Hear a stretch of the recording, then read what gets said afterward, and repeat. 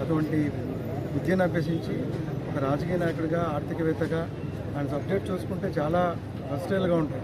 So ఎకనామిక్స్లో PhD, so అలాగే anthropology, sociology, so ఇలా అన్ని రంగాల్లో ఆయన సాధించింది ఏది లేదు, అన్నీ సాధించారు ఆయన.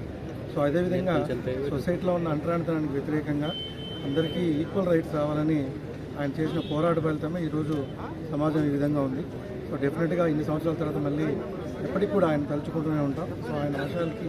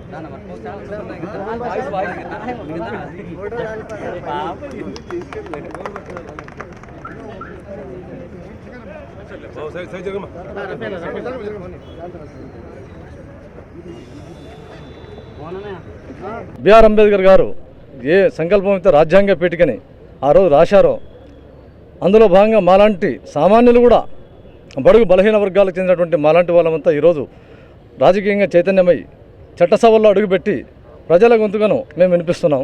అంటే కేవలం అది బిఆర్ అంబేద్కర్ గారు ఏ ఆశయంతో అయితే ఆ రోజు రాజ్యాంగం రాశారో అందులో భాగమని చెప్పేసి నేను సగర్వంగా చెప్పుకుంటున్నాను.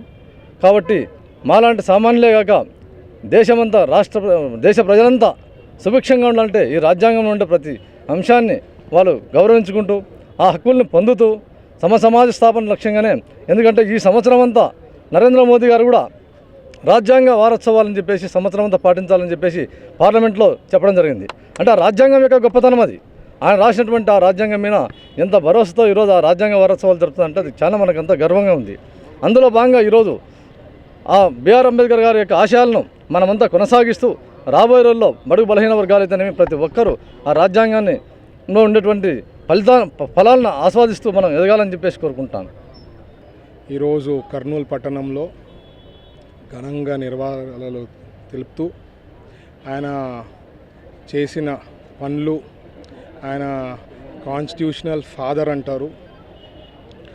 ఎందుకంటారంటే అందరికీ ఈక్వల్ రైట్స్ కల్పించిండే దాంట్లో ముఖ్య పాత్ర డాక్టర్ బిఆర్ అంబేద్కర్ గారు.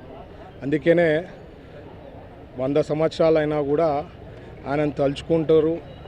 ఆయన విధానాలు కాన్స్టిట్యూషన్లో ఏమన్నా అంటే అన్నేళ్ల కిందటే 1947 తర్వాత ఇండిపెండెన్స్ వచ్చిందా కాన్స్టిట్యూషన్ మనకు వచ్చిన తర్వాత ఇంకా తలుచుకుంటున్నామంటే, ఇంకా ఫాలో అవుతున్నామంటే ఆయన విజన్ అప్పుడులోనే ఆలోచన ఎంత బాగుండేది అంటే ప్రతి ఒక్కరి దగ్గర కూడా కనుక్కోవడము, విధానాలు కూడా అందరికి ఈక్వల్గా ఉండాలా, లేదంటే ప్రాబ్లం అవుతుంది అని చెప్పి ఉద్దేశంతో ఈరోజు ఆ కాన్స్టిట్యూషన్ ఫాదర్ని గొప్పగా తలుచుకోవడము, మన పార్టీ ఎన్డీఏ ప్రభుత్వం మన ఆంధ్రప్రదేశ్లో వచ్చిన తర్వాత కాన్స్టిట్యూషన్ ఏదైతే ఇంప్లిమెంట్ చేస్తున్నారో చాలా వరకు ఇక్కడ ఇంప్లిమెంట్ అవుతాం. లాస్ట్ 5 ఏళ్ళలో తుంగలో తొక్కేసినారు కాన్స్టిట్యూషన్ని. బట్ మనం అధికారంలో వచ్చిన తర్వాత కాన్స్టిట్యూషన్ని బాగా ఫాలో అవుతూ ఇంకా ఎక్కడైనా ఉంటే అవన్నీ కరెక్ట్ చేసుకుంటూ ముందుకు సాగుతున్నాము. సో ఆయనను తలుచుకొని ఆయన విధానాలని మనం ఖచ్చితంగా ఫాలో కావాలా అని చెప్పి ఆశిస్తూ ఆయనను తలుచుకోవడం జరుగుతుంది. Thank you.